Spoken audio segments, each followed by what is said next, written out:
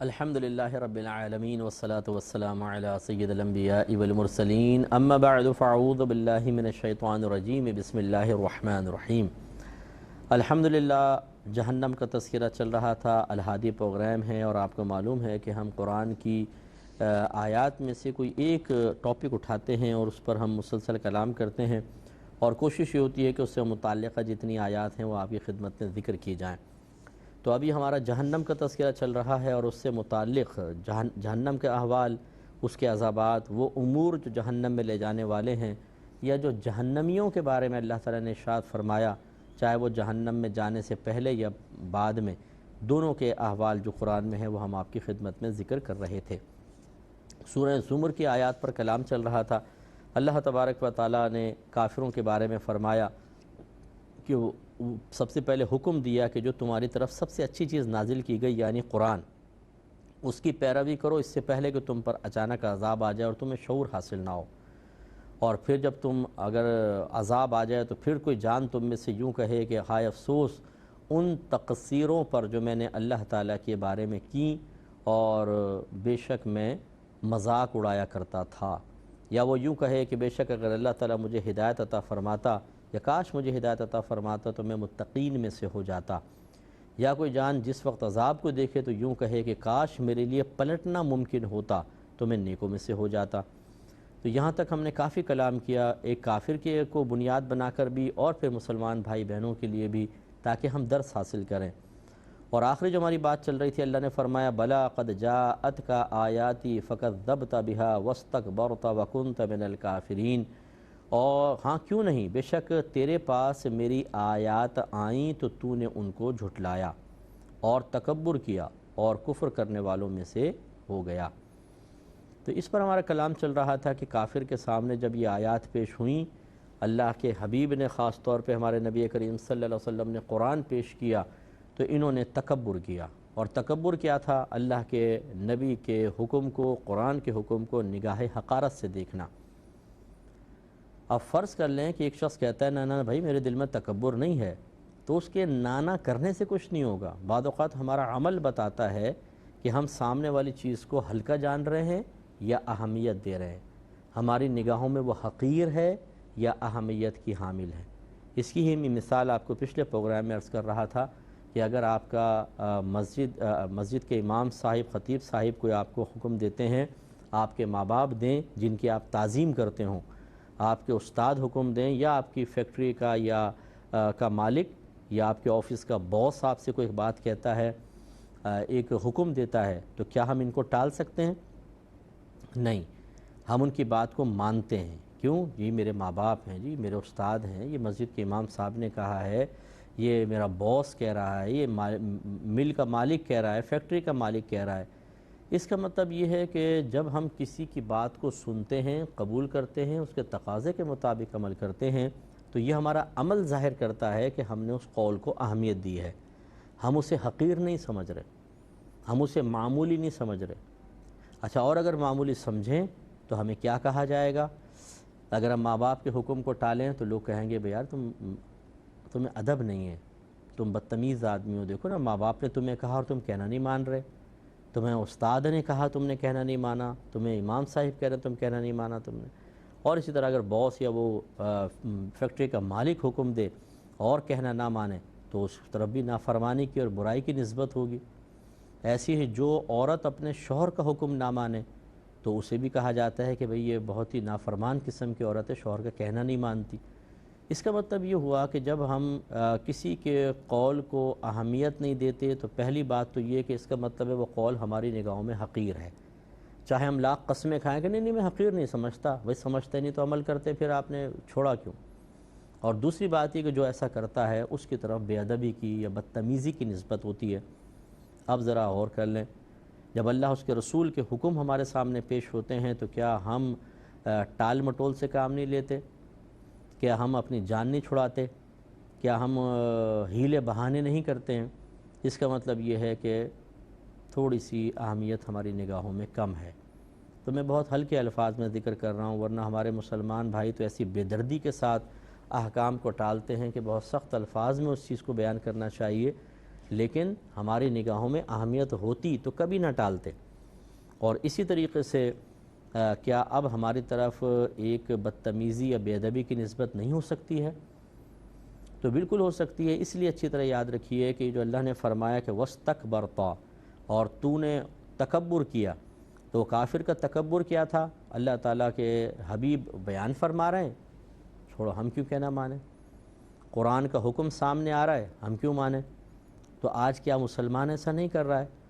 تو میں پھر یہ دہرا دیتا ہوں بات کو، میں نہیں کہہ رہا ہوں کہ جو ایسا کر رہا ہے وہ معاذ اللہ دائرہ اسلام سے خارج ہو گیا ہے، لیکن خطرہ ضرور ہے۔ جب آدمی ٹالنے کی عادت ڈال دیتا ہے نا، تو ڈال لیتا ہے، تو بعض اوقات بہت ہی بڑے احکام ہوتے ہیں قرآن یا حدیث کے، اور ان کو بھی انسان انتہائی معمولی سمجھ کے نظر انداز کر دیتا ہے، اور وہی چیز ہمیں کفر کے قریب لے جاتی ہے۔ اور ہو سکتا ہے کہ آپ بچ جائیں، آپ ساری زندگی کفر نہ کریں، لیکن آپ کی اولاد کر لے۔ یہ میں نے پہلے بھی سمجھایا تھا کہ اگر بالفرض بیوی کسی معاملے میں اس طرح تکبر کر کے دائرہ اسلام سے خارج ہو جاتی ہے تو نکاح بریک ہو جائے گا۔ اب اگر شوہر جانتا ہے کہ بیوی نے ایسا کیا ہے، یہ الگ بات ہے کہ خود شوہر کو شعور حاصل نہ ہو کہ یار یہ کفر ہو گیا ہے، یا اس کو شعور حاصل ہے کہ ہو گیا، دونوں صورتوں میں بہرحال اس کی لا علمی عذر تو نہیں ہے، اس لیے فوراً سے پیشتر اس کو تجدید ایمان کروانا اور پھر تجدید نکاح کرنا لازم ہوگا۔ لیکن جن گھروں میں دین ہی نہ گھسے، جن گھروں میں ہم تعلیم اسلام کو، تعلیم قرآن کو آنے ہی نہ دیں، جن گھروں میں سارا دن گزر جائے، نہ موت کی بات ہو، نہ جنت کی، نہ دوزخ کی، نہ آخرت کی، نہ نماز کی، نہ روزے کی، صرف دنیا کی باتیں، دنیا کی باتیں، دنیا کی باتیں، فضول قسم کی باتیں، حرام باتیں، خراب قسم کی باتیں، غلط قسم کی باتیں، صرف اور صرف دنیاوی ترقی کی باتیں، تو ان کے بارے میں سوچئے کس قدر وہ خطرے میں ہیں۔ کبھی بھی شیطان ان کو تو بڑی آسانی سے بہکا کر کفر تک لے جا سکتا ہے، پتہ بھی نہ چلے اور مبتلا کر دے۔ تو پھر بھی میں ایک دفعہ پھر اعادہ کر دیتا ہوں، دہرا دیتا ہوں کہ معاذ اللہ میرے کہنے کا مطلب ہرگز یہ نہیں ہے کہ ہر گھر میں کفر ہو رہا ہے، ایسا نہیں ہے۔ اگر لا علمی بھی ہے تو ضروری نہیں کہ آدمی کا کفر تک ہی پہنچ جائے، لیکن خطرہ ہے، بہت زیادہ خطرہ ہے۔ اور ایسے کیسز ہمارے سامنے آتے رہتے ہیں کہ جب انسان تعلیم شرع قبول نہیں کرتا ہے اور قرآن و حدیث کے احکام کو ٹالنے کی عادت بنا لیتا ہے، اور دوسرے الفاظ میں یوں کہہ لوں کہ اس کو معمولی سمجھنے کی عادت پڑ جاتی ہے، تو پھر ایسا ہوتا ہے کہ ذرا کوئی پریشانی آئی، فکر آئی، مصیبت آئی تو اللہ سے لڑنا شروع کر دیا، اللہ کی بارگاہ میں شکوہ کر دیا، اللہ کی طرف عیب کی نسبت کر دی، اے اللہ تو ہمیں بھول گیا ہے، اے اللہ تو نے کیا ظلم کر رکھا ہے،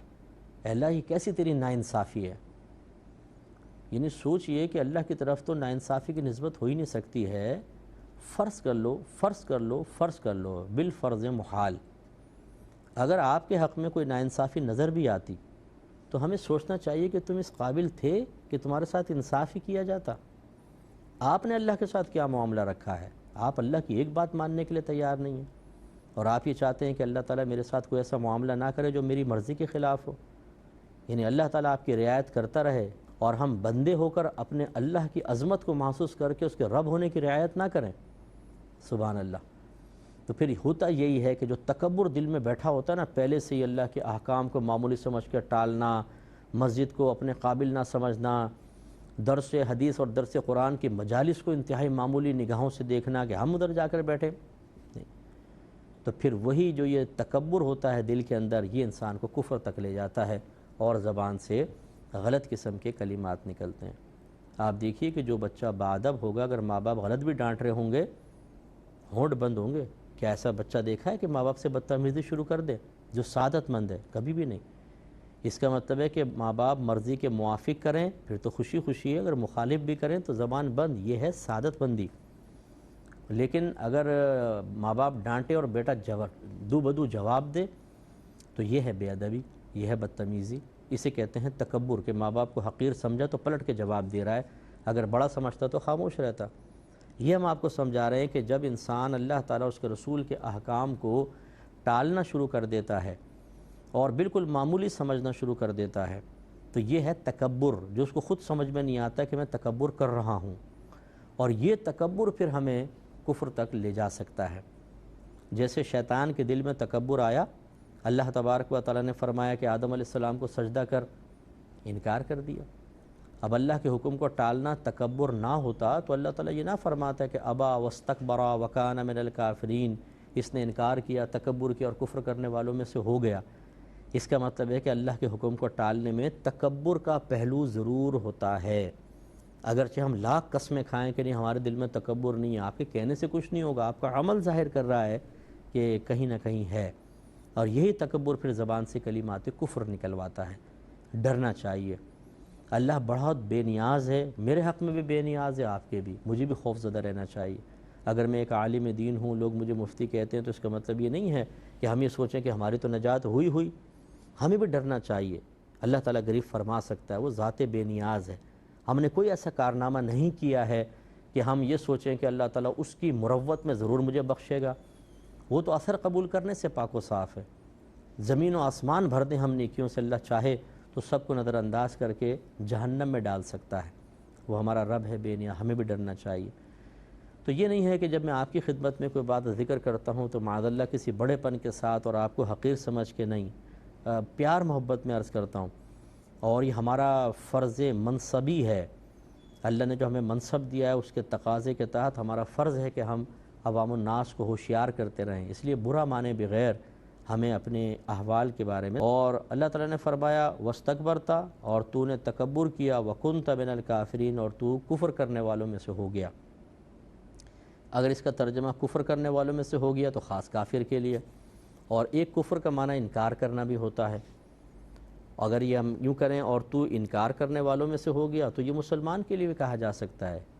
کیونکہ پہلے بھی آپ کو سمجھایا انکار دو طرح کا ہوتا ہے، ایک زبان سے یہ کہنا کہ میں نہیں مانتا ہوں یہ اللہ کا کلام ہے، میں نہیں مانتا ہوں یہ رسول ہیں، یہ بھی انکار ہے، اور ایک ہے کہ زبان سے اقرار ہوتا ہے، عمل سے انکار ہوتا ہے۔ میں مانتا ہوں جی کہ 5 نمازیں پڑھنا فرض ہیں، لیکن پڑھتا نہیں ہوں، بھائی کیوں نہیں پڑھتے؟ یہ ہے عمل سے انکار۔ اگر کوئی شخص ایسا کرتا ہے تو یہ عمل سے انکار ہے، زبان سے اقرار، عمل سے انکار۔ تو ہمارے مسلمان اس میں مبتلا ہیں کہ زبان سے تو اقرار کرتے ہیں، آپ کا رب کون ہے؟ اللہ تعالیٰ، اس کو حکم ماننا چاہیے، بالکل، رسول ہیں، جی ہاں، ان کا کہنا ماننا چاہیے، بالکل، لیکن جب وہ حکم آتا ہے سامنے تو کٹ جاتے ہیں دائیں بائیں، ان کا مطلب یہ کہ عمل نہیں کرتے ہیں، تو اس کا مطلب ہے آپ اپنے عمل سے انکار کر رہے ہیں۔ تو یہ پھر مسلمان کو سوچنا چاہیے ایسا نہ ہو کہ اللہ تعالیٰ بروز قیامت ایک فرشتے کو مقرر کرے جو ہمیں اسی طرح شرمندہ کرے کہ جب اللہ کا حکم تیرے سامنے آیا تھا تو نے اس کو جھٹلایا نہیں تھا۔ بعض ایسی مسلمان ہوتے ہیں انکار کر دیتے ہیں، ارے بھائی یہ مولویوں کی باتیں، خاص طور پہ خواتین جب پردے کے احکام نازل کیے بتائے جائیں نا، بولتی ہیں یہ تو مولویوں کی باتیں، مولویوں نے اپنے پاس سے گھڑ دی ہیں، ہماری زندگی کو تنگ کر رکھا ہے خواہ مخواہ۔ ارے بھائی مولویوں نے کہاں سے گھڑ رکھی ہیں بہن، یہ تو قرآن کا حکم ہے۔ ایک آدمی سامنے سے آپ کو آیات سنا رہا ہے، حدیث سنا رہا ہے، اور ایسا نہیں کہ اس کا مفہوم کچھ اور بن رہا ہو، وہ اپنے پاس سے اس کو گھما پھرا کے ایک مفہوم نکال رہا ہو، نہیں، بالکل واضح آیات ہیں، بالکل واضح صریح حدیث کے اندر حکم موجود ہے، اس پر ہی ہٹ دھرمی کرنا، یہ تو مولویوں کی باتیں ہیں، یہ مولویوں نے زندگی تنگ کر رکھی ہے یار۔ اور کون سا صاف صحیفہ آپ کے سامنے لے کر آئیں، آسمان سے فرشتہ آ کر کہے کہ ہاں بھئی یہ اللہ کا کلام ہے، لے لو۔ یہ تو کافروں کی عادت تھی کہ بالکل معجزے دیکھ رہے ہیں سامنے اور انکار کر رہے ہیں۔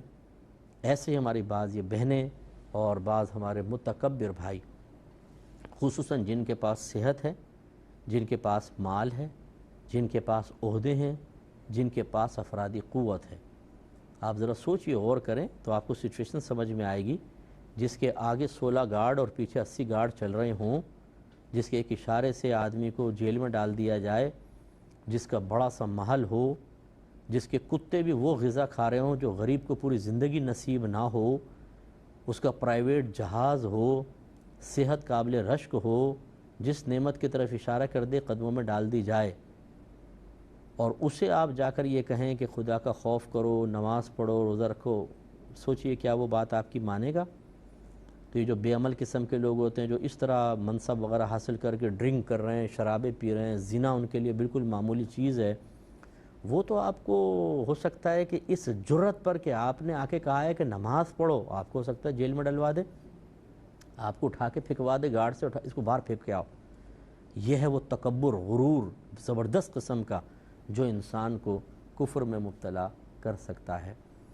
تو اس لیے جو اس قسم کے لوگ ہوتے ہیں انہیں تو کوئی بیچارہ مولوی صاحب آ کے سمجھانے کی جرت بھی نہیں کر سکتا، اور یہ مطلب دینداروں نے بھی بعض اوقات ایسے لوگوں کو جرت فراہم کی ہوتی ہے کہ ان کے سامنے ہاتھ جوڑ کے کھڑے ہوئے ہیں اپنے ذاتی مفادات حاصل کرنے کے لیے، اور نصیحت نہیں کر رہے، تلقین نہیں کر رہے. تو ایسے لوگوں کی بھی شدید ترین گرفت ہے آخرت میں، جو اپنے دین کو، جو اسلام کو اس قدر حقارت کے ساتھ اور مطلب بالکل نچلی سطح پہ لا کے کسی کے سامنے پیش کریں کہ معاذ اللہ وہ اس کو ٹھکرا دے. ایسے لوگوں کا بھی سخت آخرت میں احتساب ہوگا، شدید قسم کا، کیونکہ ان کو اللہ نے دین دیا تھا دین کو عزت دینے کے لیے، اور انہوں نے کسی کی نگاہوں میں دین کو ذلیل کروا دیا خود ان کے قدموں میں بیٹھ کر. اس لیے حضرت مالک بن دینار رحمۃ اللہ علیہ سمجھانے کے لیے فرمایا کرتے تھے کہ جب ہم نے امیروں کے گھروں پر آنا جانا شروع کیا تو انہوں نے ہمیں اپنا رومال بنا لیا. حالانکہ یہ نہیں جاتے تھے، مثلا یہ سمجھا رہے ہیں طنز کر کے کہ جب کوئی زیادہ مسکے لگاتا ہے نا جا کے فاسقوں فاجروں کو، تو وہ رومال کی طرح کر لیتا ہے، جیسے زمین جیب سے نکالا، ناک صاف کی اور پھینک دیا معمولی سمجھ کر، ایسا بن جاتا ہے آدمی. تو خلاصہ کلام یہ ہے کہ یہ اللہ تعالیٰ کی جب آیات سامنے آتی ہیں، پیغام سامنے آتا ہے، تو انسان بعض اوقات اس کو جھٹلا دیتا ہے، انکار ہی کر دیتا ہے. اس میں بھی بہت سے لوگ مبتلا ہیں، کفر ہو سکتا ہے، اور پھر تکبر کے معمولی سمجھ کے نظر انداز کرنا اور پھر انکار کرنے والوں میں سے ہو جانا. اللہ تعالیٰ فرماتا ہے وَيَوْمَ الْقِيَامَةِ تَرَى الَّذِينَ كَذَبُوا عَلَى اللَّهِ وُجُوهُهُمْ مُسْوَدَّةٌ. اے حبیب کریم صلی اللہ علیہ وسلم، قیامت کے دن آپ انہیں دیکھیں گے جنہوں نے اللہ پر جھوٹ باندھا. اللہ پہ جھوٹ باندھنا کہ اللہ تعالیٰ کی اولاد ہے، جیسے کفار مشرکین نے کہا کہ فرشتے اللہ کی بیٹیاں ہیں، یا یہودیوں نے کہا کہ موسیٰ علیہ السلام یا عزیر علیہ السلام اللہ کے بیٹے ہیں، اور عیسائیوں نے کہا کہ عیسیٰ علیہ السلام اللہ کے بیٹے ہیں. یہ اللہ پہ جھوٹ باندھنا ہے. اللہ تعالیٰ فرماتا ہے کہ ان کے چہرے سیاہ ہوں گے، یعنی کالے سیاہ چہروں کے ساتھ آئیں گے، دور سے پہچانے جائیں گے. اور اللہ تعالیٰ فرماتا ہے الیس فی جہنم مثوی للمتکبرین، کیا متکبرین کا ٹھکانہ جہنم میں نہیں ہے؟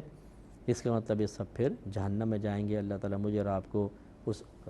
سخت عذاب سے محفوظ رکھے، پناہ میں رکھے. آمین. وآخر دعوانا ان الحمد للہ رب العالمین.